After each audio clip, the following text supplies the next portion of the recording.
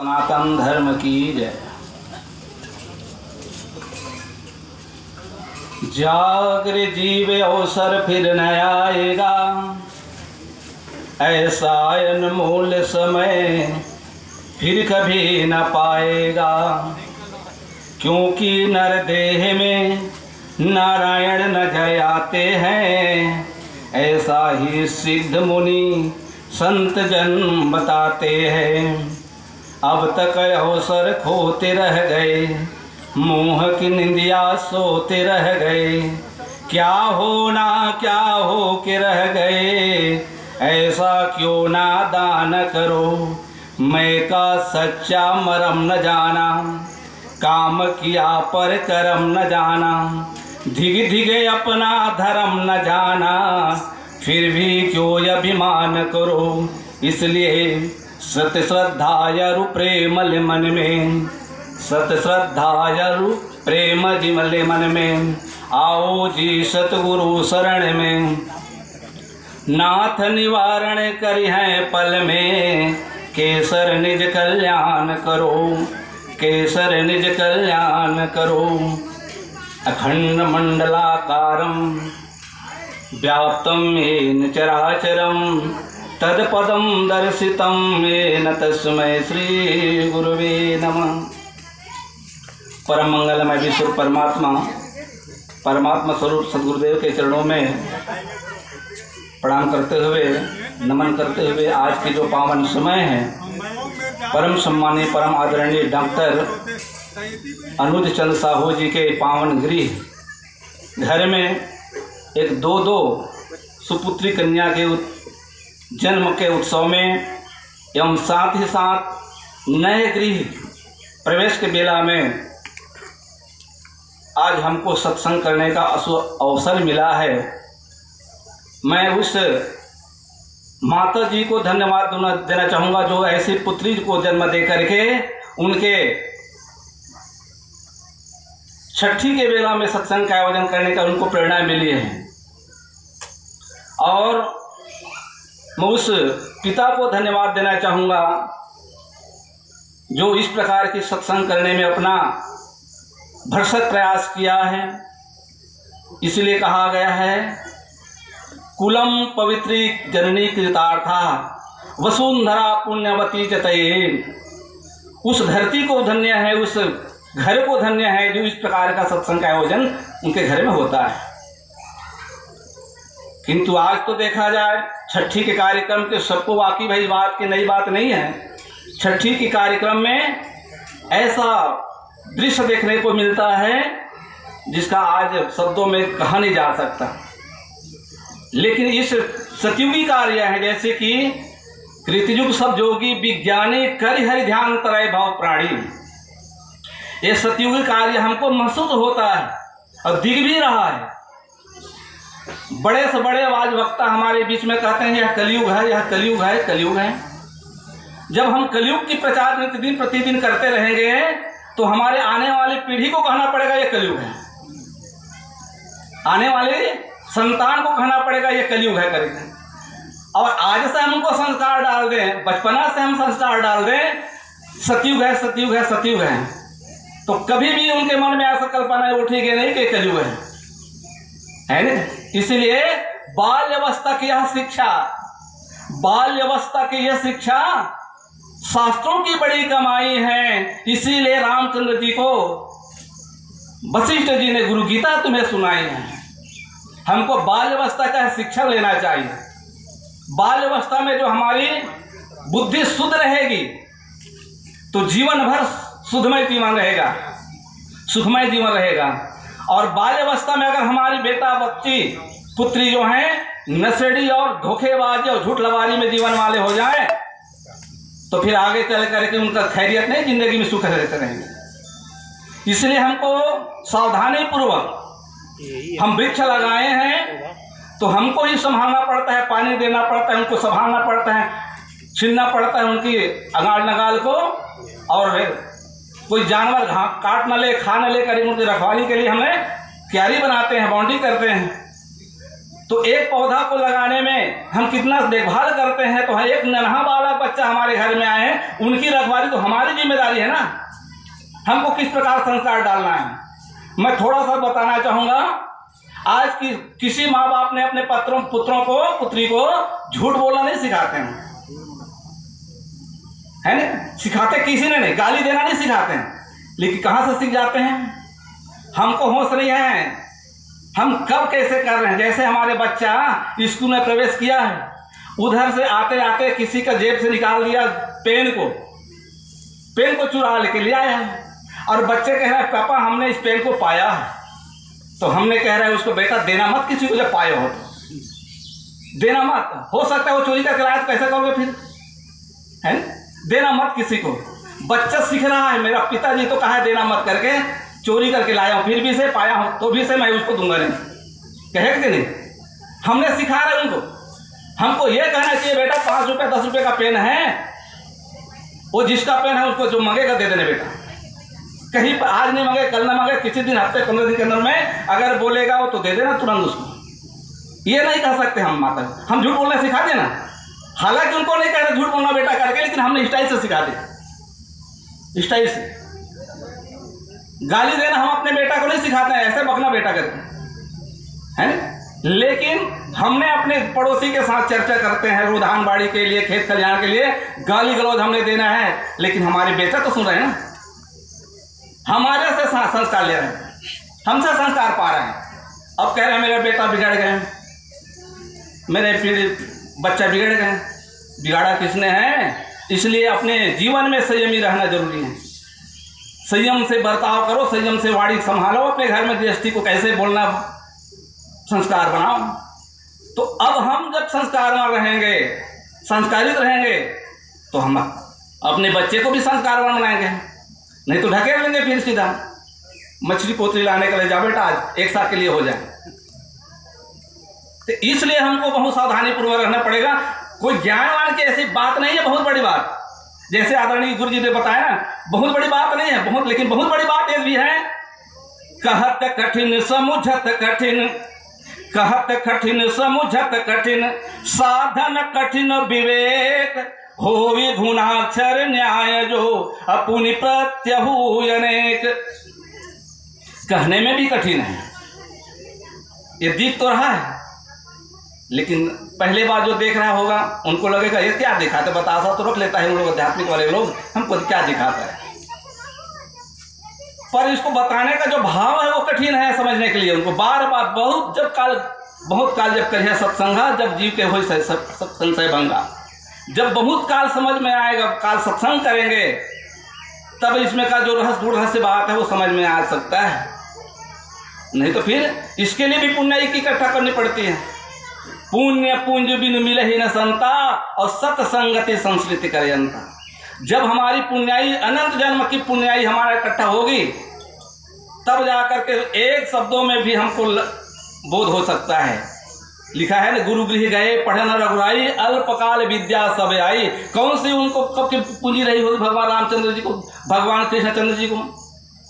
गुरु घर के इस आश्रम में गए और तुरंत को ज्ञान मिल गया, खगोल ज्ञान, भूगोल ज्ञान, भूगर्भ ज्ञान, वनस्पति विज्ञान, अध्यात्म विज्ञान, सब उनको विज्ञान मिल गए। पर हम तो बार बार घसीट रहे हैं, फिर भी से समझ में नहीं आ रहा है। इसका मतलब है हमारी पुण्याई, पीछे से विचार हम करें कि हमारी पुण्याई कमी है समझने के लिए। अब ये भी ना कहें कि हमारी इस जन्म में नहीं हो पाएगा, ऐसा भी करना बहुत बड़ा धोखा की बात है। इसलिए चलते रहो सदैव जब जगत में, क्या थकना क्या सुल्ताना, हार मानकर जो बैठ गया फिर उसे पड़ा पछताना। इसलिए हार मानकर बैठना नहीं है, बैठना स्थायी नहीं है कि बताते क्यों है, क्या दिखाया जाता है, इतना बड़ा छोटा समाज में बैठ करके बतासा क्यों दिखाया जाता है। प्रयास करें समझें। अब प्रयास जब करेंगे तब धीरे धीरे बोध हो जाएगा। धीरे धीरे ये बुद्धि में स्थित हो, इसका जो बुद्ध ज्ञान है गुण से बात है, अगर हमारी बुद्धि में समझ में आ जाए, बोध हो जाए, तो कहा गया है बुद्धि में स्थित होए ये मैं ही संपूर्ण विश्व हूं, ये अकंप धारणा बैठे गया द्वैत समाधि हूं। द्वेषपन का है दूसरा, मैं और ये दिखने वाला अलग है। इनका मेरा कोई संबंध नहीं है जीवन में। तो कल प्यास मरोगे किसी घर मत जाना भैया, अपने पास में जाना पानी पीने के, मतलब नहीं है। तो लोग कहते हैं अपना काम बनता दुनिया जाए जनता, हमको कोई मतलब नहीं है। अरे मतलब क्यों नहीं है, हर एक हमको एक तिनका से मतलब है भैया, तिनका से मतलब है। हमने भाजी साग खाए हैं, अगर हमारी फंस गए हमारी जीभ में दांत में, तो तिनका के लिए मत दौड़ना, फिर तिनका के लिए मत दौड़ना, बहरी कहानी के लिए है। इसलिए जर्रे जर्रे में खुदा रोशनाई है। अब खुदा कैसे समाया हुआ है, जर्रे जर्रे में खुदा रोशनाई है, लेकिन अक्लमंदों के दुनिया में प्यारे जुदाई ही जुदाई है। हमने जुदाई क्यों देख रहे हैं, हमको इसका मतलब नहीं है। हम अपने बच्चों के भी कहते हैं बेटा अपने घर में आना है, अपने काम करना है, दुनिया कुछ भी करे हमको कोई मतलब नहीं है, ये भी शिक्षा देते हैं। नहीं, हमको सबसे मतलब है भाई, हमको सबसे प्यारा लेना है। इसलिए कहा जड़ चेतन जग जीव जत। तुलसीदास ने कहा मेरे लिए सब राममय है, सिया का स्वरूप है। जड़ चेतन जग जीव जत, ये सकल राममय जानी, बंदों सबके पद कमल सदा जोरी जुग पानी। सदा माने हमेशा, हमेशा माने 24 घंटा, रात दिन में नहीं, रात में नहीं है तो रात दिन में नहीं होगा, ऐसी बात नहीं है। सदा माने हमेशा 24 घंटा, हम रहे या ना रहे, परमात्मा शाश्वत रहता है। इसको जान करके लिखा गया है, सो अहम अस्मृति वृत्ति अखंडा, दीप शिखा सोई परम प्रचंडा, आत्म अनुभव सो सुप्रकाशा, तब भव भेद मूल ब्रह्मनाश। तब तो भेद, हमारा जो भेद का जो मूल जड़ी है नाश हो सकता है। लेकिन इसी क्रम में भी रावण ने भी मैं कहा, मैं कहने का दो भाव होता है सज्जनों, राम का मैं कहना अलग होता है और रावण का मैं कहना अलग होता है। रावण इधर से घुमाकर मैं कहता है, रावण इधर से घुमा करके मैं ही दुनिया हूँ, मेरे कुछ नहीं है, मेरे दुनिया का मालिक मैं हूँ, ये समझने लगे। लेकिन राम ने कहा यहाँ से लेकर सब ऐसे घुमाए, ये मेरे से आप सहित दिख रहा निरंतर, आप सहित दिख रहा निरंतर, ये विश्व रूप श्री राम रे, सत्य सनातन घट घट पूरन, पुरुष अनादि महान रे, सत्य सनातन घट घट पूरन, पुरुष अनादि महान रे। अपने सहित दिखने वाला ये चराचर, अपने को छोड़ना नहीं है, ये दिखने वाला चराचर मेरे से भी किंचित नहीं है, ऐसा जान करके। जैसे हमने किसी के कांटा गड़ने में हंसते हैं, किसी के घर में दुख होने से हमको हंसी आती है, जब हमारे घर में वो घटना होती है फिर माथा पिट रोते हैं। इसलिए हमने द्वेष भाव देखा है, अलग अलग देखा है। हमको भास हो जाना है, गरीब के घर में जब दुख पड़ा है तो हमको एहसास होना चाहिए उनके दुख में सहयोग देना के लिए। सेवा ही परमात्मा का स्वरूप है जी। अभी कहा है ना भैया जी ने, विश्व मेरा घर है, मानव मेरी जातीय, सेवा मेरा धर्म है। तो घर में सेवा करने के लिए घर से 24 घंटा निकलना नहीं होता है। मैं सेवा करूंगा, किसी हाथ पैर दबाना सेवा नहीं होता, वो भी एक अंग है सेवा का। लेकिन बोलना भी सेवा होता है। आइए भैया बैठिए, ऐसा कहना भी बहुत बड़ा सेवा है ना। आवत ही हर सय नहीं, नैनन नहीं सने, और तुलसी तहा ना जाइए जहाँ कंचन बरसई में। हम किसी घर में बैठने जाएं और घर वाले काम करते रहे और बैठ भी ना बोले तो हम क्या कहेंगे, ऐसे घर में जाना बेकार है, मेरा आना गलत हो गया, ऐसा महसूस होता है। इसलिए वहाँ से भग जाते हैं। हमारा मान सम्मान नहीं हुआ, उनके घर में बैठने के लिए हमको नहीं बोले तो हमारा निरादर हुआ, ऐसा हमने समझते हैं। इसलिए वाणी में भी हमने, व्यवहार में भी सबको देखना है सेवा के रूप में। एक गिलास पानी भी हम किसी को देते हैं, वो भी सेवा है। सेवा का 24 घंटा काम में आता है, सेवा का काम हर पल में काम आता है। इसीलिए है कहा है, सो अनन जाके असी हिम्मत न टरे हनुमंत, सो अनन जाके असी हिम्मत न टरे हनुमंत, मैं सेवक के सचराचर रूप स्वामी भगवान। ये दिखने वाला चराचर मेरे स्वामी है, मेरा आराध्य देव है, मेरे प्रभु हैं, मेरा परम पिता परमात्मा है। ऐसा जान करके इनके साथ ईमानदारी के, सच्चाई के साथ व्यवहार करना, हर क्षेत्र में, बोली में, भाषा में, चरित्र में, देखने में, सुनने में, हर चीज में सेवामय होना चाहिए। सेवा का अनंत स्वरूप है। फिर जाहे विधि राखे राम ताहे विधि, जिस अवस्था में भी आप अवस्था रहोगे उनका आनंदमय आपको स्वयं महसूस होने लगेगा। किसी के कहने से मोक्ष प्रदान नहीं होता, मोक्ष स्वयं होना पड़ता है, मोक्ष स्वयं अपने आप में। भैया कौन सा जादू है मेरे हाथ में, मैं पकड़ा हूं, मैं भूल गया हूं, जड़ चेतन की ग्रंथि पर गई, यद्यपि मेरे साथ छूटे कपटाई, यद्यपि कौन सा जादू मंत्र है मेरे हाथ को छुड़ाने के लिए, मुझे जना दो कि तुम ही बूढ़े हो भाई, तुम पकड़ो, निकाल दो ना हाथ से, तो मैं छोड़ दूंगा। फिर तो छोड़ने में कितना कठिनाई लगी थी। हमने तो कहा जड़ चेतन की ग्रंथि छूटने का सुमार गए, ये बतासे अपने आगे रखना, ये भूलना नहीं। फिर ये सूक्ष्म दृष्टि से देखना, ये बोध के लिए, और ही में बोध होते ही मुक्ति है भ्रम जाल, मुक्ति भ्रम से हो जाती फिर निराकरण। इसलिए कबीर साहब ने ढिंडोरा पीटा, क्या कहा, कबीरा खड़े बाजार में ले लुआठी हाथ, आपन घर को फूंकिए फिर चलिए हमारे साथ। कबीर जी ने कहा मैंने चौक में, चौराहे में सबकी मुक्ति के लिए मैं आह्वान करता हूं, बुला रहा हूं, आइए चौक में। कबीरा खड़े बाजार में सबकी मांगे खैर, ना काहू से दोस्ती ना काहू से बैर। लेकिन एक शब्द उन्हीं को फिर कहा है, कबीरा खड़े बाजार में लिए लुआठी हाथ। लुआठी माने क्या होता है, ये अग्नि ज्ञान को कहा गया है, ज्ञान का नाम अग्नि है, ज्ञान अग्नि। ये इस अग्नि रूपी लुआठी को उस समय लुआठी शब्द कहा करते थे हमारी ब्रज भाषा में। तो लुआठी हाथ, मैंने ये लुआठी रखा हूं, आप भी रखो भैया, और अपने घर को फूंक के आइए। अगर मेरे साथ वैराग्य काम करना है, मेरे साथ घूमना है, तो अपने घर को फूंकिएगा। तो क्या वो बना हुआ जो झोपड़े पट्टी घर में है, बिजली का घर, उनको आग लगा दोगे क्या?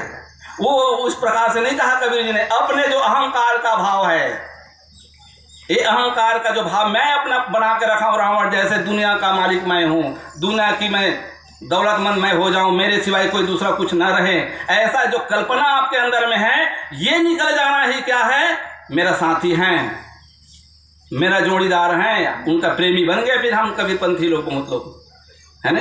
इस प्रकार से कबीरपंथी ने, हमारे अभी प्रकट दिवस हो उसका होने वाला है, शुक्रवार का दिन उनका जन्मदिन है, और चौका आरती का भी कार्यक्रम हमको आदेश मिला है, आमंत्रण मिला है, जाना है। लेकिन पहले कबीर साहब का नाम क्या करते थे, कबीरदास कहा करते थे, कबीरदास। हमने स्कूल में किताबों में पढ़ा है कबीर का दास नाम, बाद में उनको कबीर साहब कहा, बाद में उनका परिवर्तन नाम कर दिया, मॉडल नाम कबीर साहब। अब सदगुरु कबीर साहब कहा, अब बदल गए उनका नाम। लेकिन कबीरदास ने तो यहाँ तक कह दिया है, न तो साहब हूं न मैं कुछ नहीं हूं, मैं दास उनका दास। कबीर जी ने कहा, अपना विचार बता रहा है, मैं